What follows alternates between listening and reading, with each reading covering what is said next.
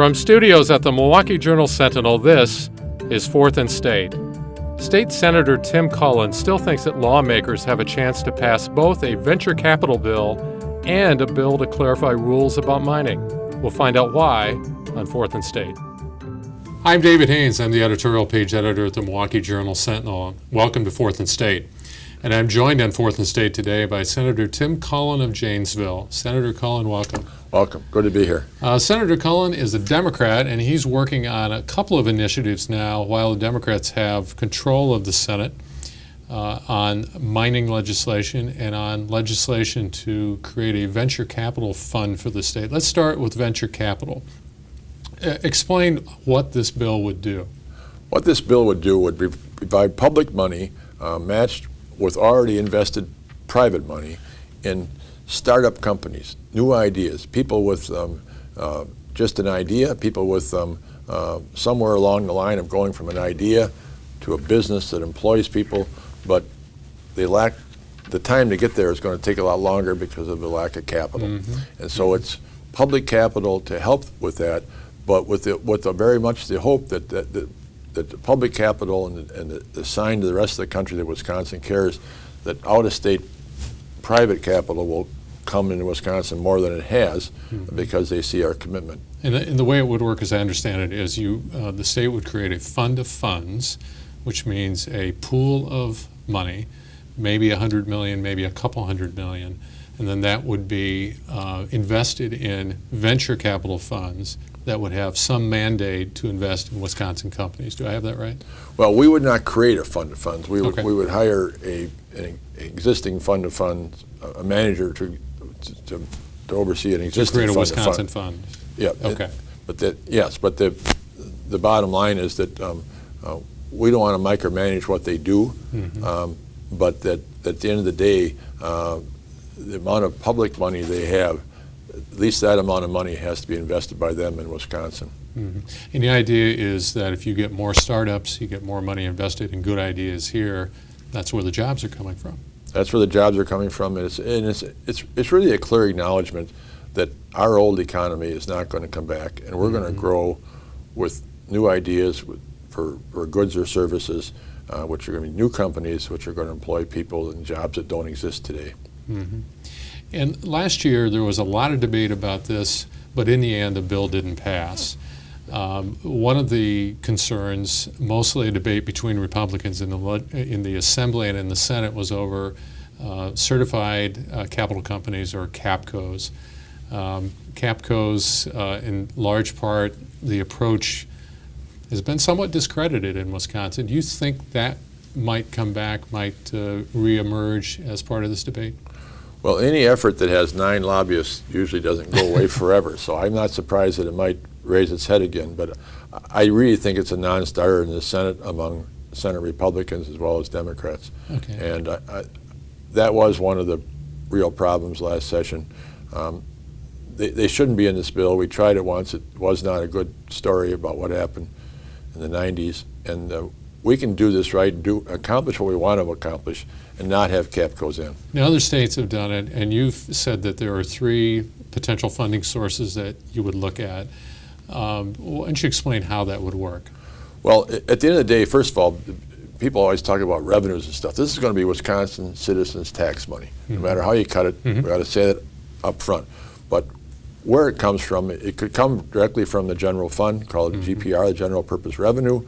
It could come from bonding, or we could monetize existing tax credits that have already been authorized to go to somebody but aren't being used. You can monetize them, use that money.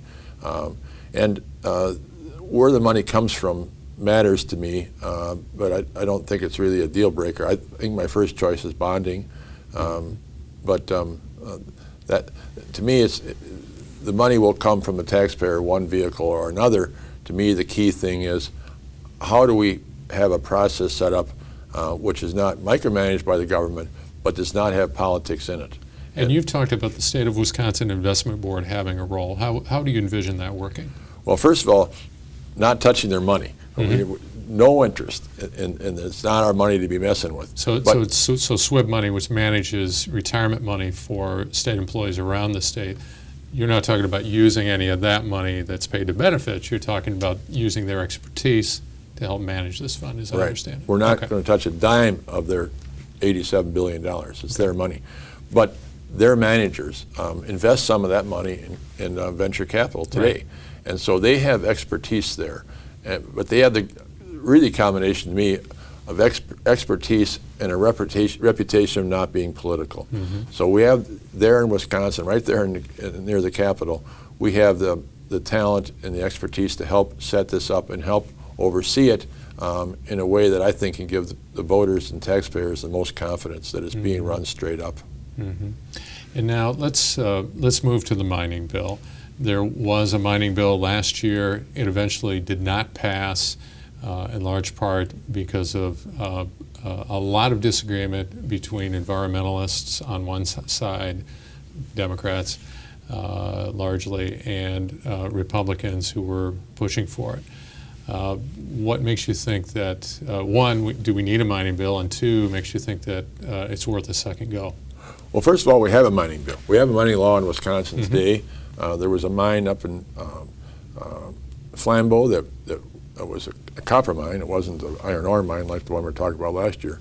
It got a permit, opened under existing Wisconsin law, did their mining, closed it under Wisconsin law, and did a pretty good job, and did it all right within sight of the Flambeau River. So you can mine today in Wisconsin. So it almost sounds like you're saying we don't need a mining bill. Well, one thing I think we ought to seriously look at is whether or not we ought to have some time frames for the DNR to make a decision on the permitting process. I don't think it's reasonable to ask a company to invest millions of dollars in a never-ending process and then maybe get a no way down the line. But what I think is important, and that's why we're going to have these hearings, is... You have hearings scheduled over the next week, 3 hearings in Madison. Yes. Okay. We hope to have those hearings show the people, the legislature and the people of Wisconsin, that one, Wisconsin is not the only player in deciding whether a mining company gets a permit in Wisconsin. The Army Corps of Engineers plays an equally important role, and we could have a 10-day process. They will take the time they need regardless of what we do with some bill that might be passed for political reasons. I think that's important to know that we're not the only player. And the other thing is that the time frames can't be speeded up just by us.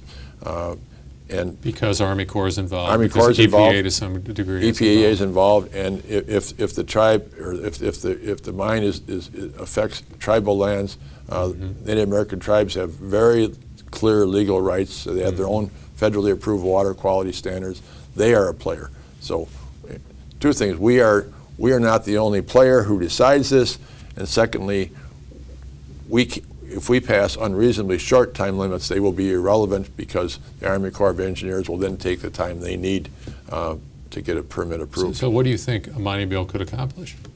I think what a mining bill could accomplish is to give our DNR some kind of limits on time frames, so it's not unlimited, but have some flexibility built in so that they aren't forced to make a quick no decision when the mining company would rather have them take a little more time and give a yes decision. I think that's where most, I mean, I've really not seen a credible argument that you have to change the environmental laws to have mining. I mean, we all want jobs, but there's a whole lot of difference between putting up a building in an industrial park and employing people in that building, which is jobs, or going up and starting to fill trout streams and lakes with mining waste. And I know you had some concerns with the previous bill that it went too far in terms of changing environmental law. Yes, it did, and the mining company that was interested, GTAC, never asked publicly for any changes to environmental law. They wanted certainty on the time frame process. Yet the bill that was the majority party tried to pass made all kinds of changes to environmental law to fit issues at that site. But we're passing a mining law that affects all of Wisconsin. And one final question. You're a Democrat. The Democrats have control of the Senate for now, but there's a fair amount of speculation that after the election, that may not be the case. What can you accomplish in this sort of lame duck period that can carry over into a new session if, in fact, you're not in control of the Senate? Well, in fact, on both bills, venture capital and mining, what I hope to accomplish is to really run as much as anything an educational session, in particular in mining, so the people of Wisconsin understand that as desperately as they want jobs, you can't just get a mining permit for any size mine approved in a year or a year and a half. It's not going to happen. And we're going to have people who are in charge of those other agencies come and tell us what kind of time frames they operate under. And I think we can provide that educational process. We may get to a draft of a bill before the end of the year. Venture capital, I hope we get to a bill and get to a committee vote. What I hope to accomplish is to have publicly, in a very public way, credibly examine these issues and come up with products that I think that are defensible. And whatever party's in charge next year can ignore our work, but I think if we put it together credibly, I think they're going to have trouble ignoring it. Well, Senator Tim Cullen, thanks so much for joining me on Fourth and State. Appreciate it. Oh, thank you. I enjoyed it. Thank you. Thanks.